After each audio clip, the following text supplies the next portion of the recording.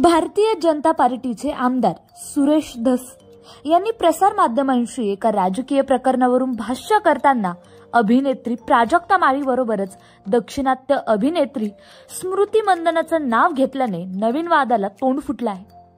अभिनेत्री प्राजक्ता माळीने पत्रकार परिषद घेऊन सुरेश धस यांनी आपली माफी मागावी अशी मागणी केली। तसेच या प्रकरणी आपण महिला आयोगाकडे तक्रार केल्याचंही म्हटलं आहे। प्राजक्ता मुख्यमंत्री देवेंद्र फडणवीस यांनाही या संदर्भात भेटल्याचं समजत आहे। या प्रकरणामुळे प्राजक्ता चर्चेत असताना तिच्या संदर्भातील अनेक गोष्टींबद्दल इंटरनेटवर चर्चा सुरू असल्याचं पाहायला मिळते।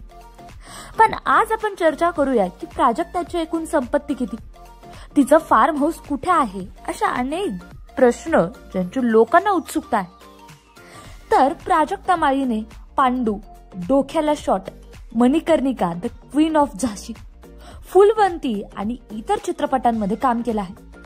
मात्र प्राजक्ताला खरी ओळख मिळाली ती जुळून येते रेशम गाठी या मालिकेतून। संगीत मान अपमान हा प्राजक्ताचा नुकताच प्रदर्शित झालेला चित्रपट। प्राजक्ताने मराठी इंडियन आयडल मध्ये अँकर म्हणून पहिल्यांदा अँकरिंगची जबाबदारी घेतली होती। प्राजक्ताने महाराष्ट्राची हास्य जत्रामधून अँकरिंगच्या माध्यमातून प्रेक्षकांची मने जिंकली। त्यानंतर तिने 2022 मध्ये रान बाजार या वेब सिरीज मधून OTTवर एंट्री घेतली।